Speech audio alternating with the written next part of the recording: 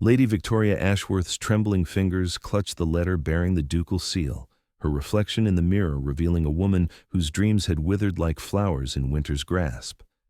The parchment contained her father's final decree.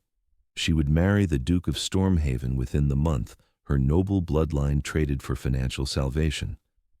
Across London, Sebastian Montclair, the Duke of Stormhaven, studied her miniature portrait with calculating eyes, instructing his valet to prepare common servant's attire for a most unusual reconnaissance mission.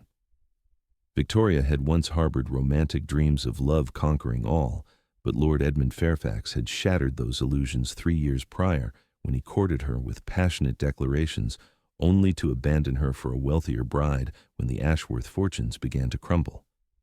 Now, with her family teetering on bankruptcy's edge, she had become a commodity, her beauty and lineage exchanged for Sebastian's vast wealth. The Duke himself was an enigma wrapped in mourning, having lost his beloved wife Eleanor in childbirth 5 years earlier, taking their infant daughter with her into the grave.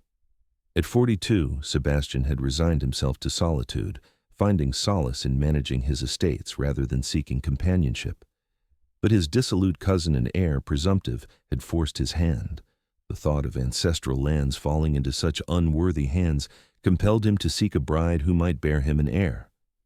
Yet something troubled him deeply about binding himself to a woman who viewed him merely as salvation from poverty. His first marriage had begun with genuine affection that blossomed into profound love. The prospect of a cold, calculating union left him hollow. "I shall need common clothing," Sebastian declared to his faithful valet, Morrison, who had served the family for 30 years.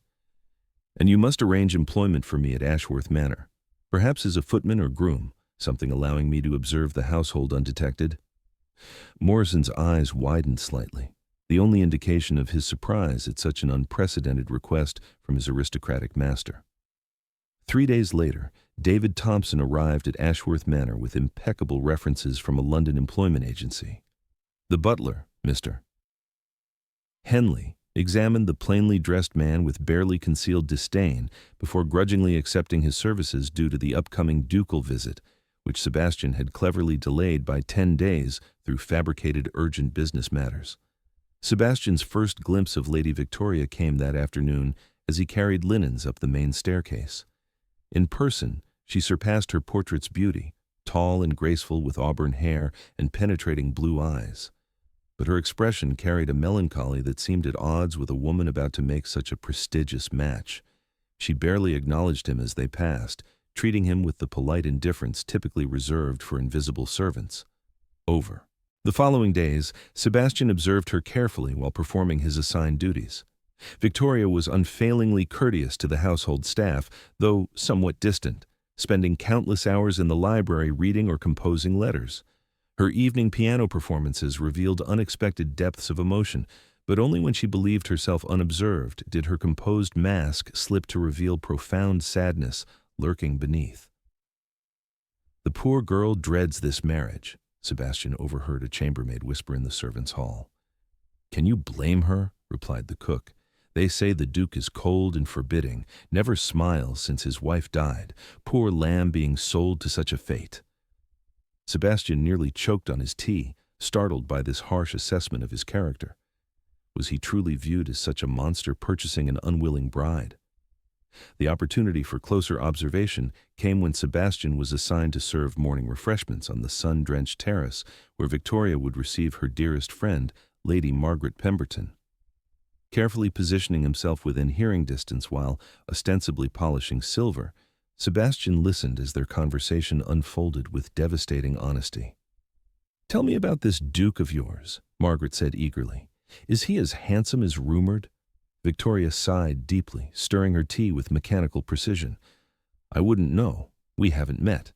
But what does handsomeness matter? He's twice my age, a widower, and reportedly as cold as winter frost. Yet he possesses the fortune to save my family from ruin, while I offer the bloodline to provide his required heirs. It's merely a business transaction, nothing more." "Surely you hope for more," Margaret pressed gently. "Love might grow in time." Victoria's laugh held no warmth whatsoever. "Love? I abandoned such childish fantasies years ago. Lord Fairfax taught me that lesson quite thoroughly. Men of the Duke's station view marriage exactly as I do, a necessary arrangement serving mutual interests. If we can achieve cordial civility based on mutual respect, I shall consider myself fortunate indeed. Sebastian's hands trembled as he moved forward to refill their cups, her words cutting deeper than any blade. In his distraction, he knocked over the milk pitcher, sending white liquid cascading across the pristine tablecloth and onto Victoria's morning dress. "Oh, forgive me, my lady," he exclaimed, genuinely mortified by his clumsiness. Victoria rose quickly, dabbing at her skirt. "It's quite all right. Accidents happen."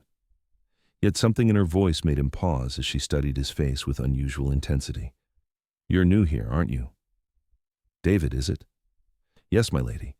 Started just 3 days past." "You don't seem like a typical footman," she observed astutely. "Your speech, your bearing, quite refined for a servant." Alarm flashed through Sebastian as he realized his aristocratic upbringing was showing. "I received education at my previous household, my lady." The master believed servants should speak properly.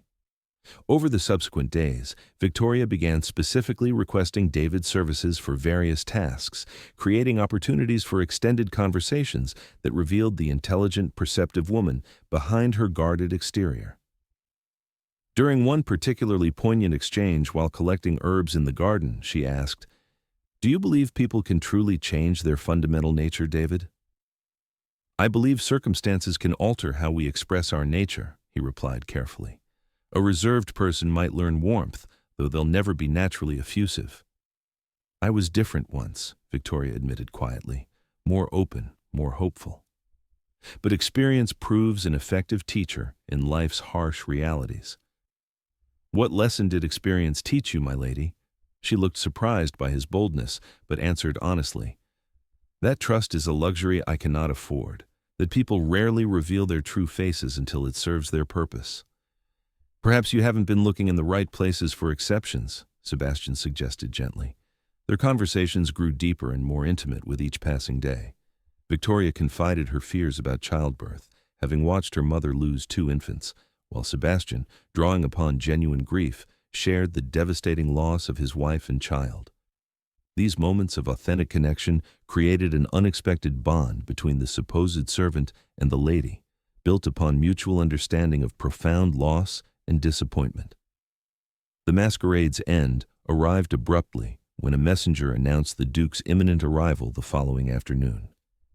That evening, Sebastian penned careful instructions to Morrison and a letter requesting Victoria meet him privately in the library at dawn. Sleep eluded him as he contemplated the coming revelation and its potential consequences for the fragile trust they had built. The library was bathed in golden morning light when Victoria entered, clearly puzzled by the unusual summons from a servant. "David, what is the meaning of this clandestine meeting? If anyone discovers—" "Lady Victoria," Sebastian interrupted, his servant's posture falling away as he stood with natural aristocratic bearing.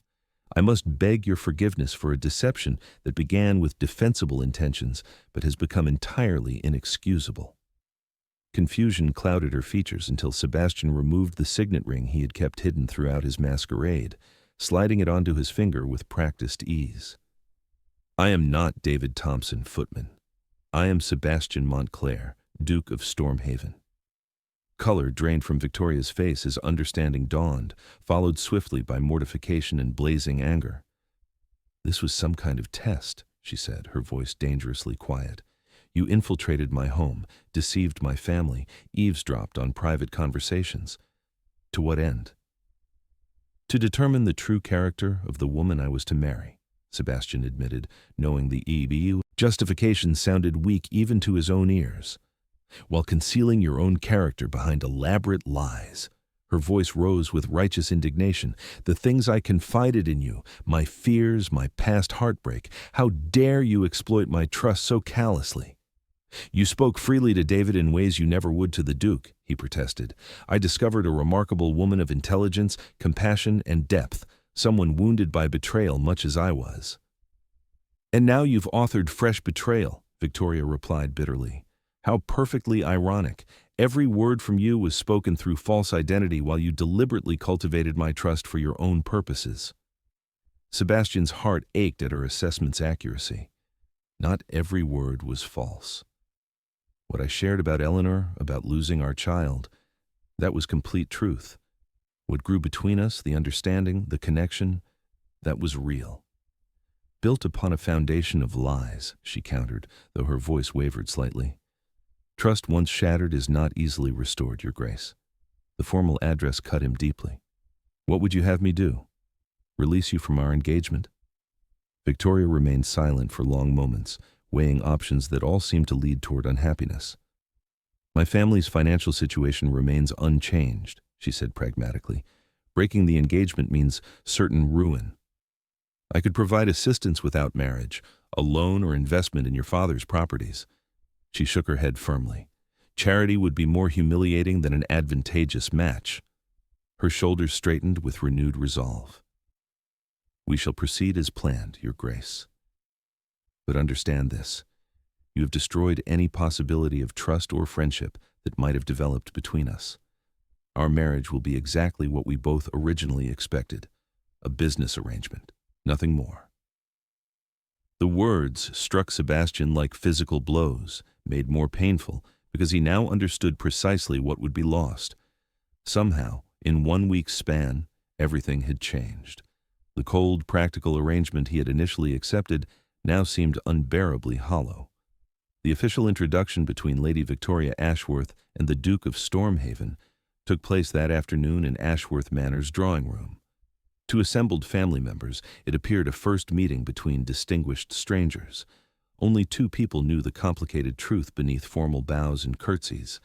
The following days became carefully choreographed performances of public harmony, masking private distance. They walked in gardens under chaperones' watchful eyes, discussed wedding arrangements with her parents, and attended dinner parties held in their honor. To all observers, they seemed the perfect aristocratic match, yet behind closed doors, Victoria maintained frigid politeness that kept Sebastian at arm's length. 3 days before the wedding, Sebastian found Victoria alone in the library, a rare opportunity he couldn't ignore. "May I speak?" "With you privately?" he asked from the doorway. After a moment's hesitation, she gestured him inside. Sebastian approached slowly, placing a small silk-wrapped package beside her. "I've had something made for you." Victoria unwrapped it to reveal a delicate silver key. "What is this?" "The key to my private study at Stormhaven House," he explained quietly. "It has been my sanctuary, closed to everyone since Eleanor died. I want you to have complete access to all parts of my life without reservation." She stared at the key, understanding its symbolic significance as a gesture of absolute trust. "Why did you never remarry after your Duchess died?" she asked directly. "At first, grief consumed me entirely. Later, because I found no one who understood that marriage should transcend mere social contracts, until I met you, first as David, then as myself." "You still don't truly know me," Victoria pointed out. "I know enough to want discovering the rest," he replied earnestly, "if you'll allow it." Their wedding took place in the village church near Ashworth Manor. Victoria was breathtaking in ivory silk and ancestral lace, though her expression remained solemn throughout the ceremony. Sebastian spoke his vows with unexpected emotion, each word a promise he intended honoring completely. During the carriage ride to Stormhaven House, their shared home, the first genuine thaw occurred between them. "I read Wordsworth last night," Sebastian said quietly, as countryside rolled past their windows, "about how we can never truly begin anew, but must build upon past foundations, both joys and sorrows included." A small smile touched Victoria's lips for the first time in days. "So you did read the volume I lent David?" "Every page," he confirmed. "I found considerable wisdom there." Victoria studied him thoughtfully. "I'm still angry about your deception," she admitted honestly, "but I'm also weary of carrying past betrayal's weight, both yours and others." "What would help?" Sebastian asked simply. "Time," she answered, "and continued honesty, especially when it's difficult." "You shall have both," he promised solemnly. Their arrival at Stormhaven House marked careful rebuilding's beginning. Sebastian proved true to his word, sharing not just his magnificent home but his thoughts, business concerns, and hopes for their future. Victoria gradually lowered her defenses, allowing glimpses of the warm, intelligent woman he had first discovered during his masquerade. 3 months into marriage, Victoria used the silver key for the first time, entering Sebastian's private study late one evening. He looked up from correspondence, surprise giving way to quiet pleasure at seeing her there. "I've been thinking about new beginnings built on old foundations," she said, approaching his desk with careful steps. "What conclusion have you reached?" he asked, setting aside his papers completely. Instead of answering immediately, Victoria came around the desk and, after a moment's hesitation, leaned down to place a gentle kiss on his lips, their first not demanded by ceremony or social convention. When she drew back, her eyes held warmth that had been absent since his revelation in the library. "That perhaps some foundations, despite their flaws, are worth building upon after all," she whispered. Sebastian stood, drawing her gently into his arms. "I will spend a lifetime ensuring you never regret that decision." "I shall hold you to that promise," she murmured against his shoulder. In years that followed, the Duke and Duchess of Stormhaven became renowned for their unusually close marriage, a partnership of minds and hearts that defied aristocratic conventions. If servants occasionally noticed the Duchess addressing her husband as David in moments of particular tenderness, they were wise enough never to mention such endearing peculiarities.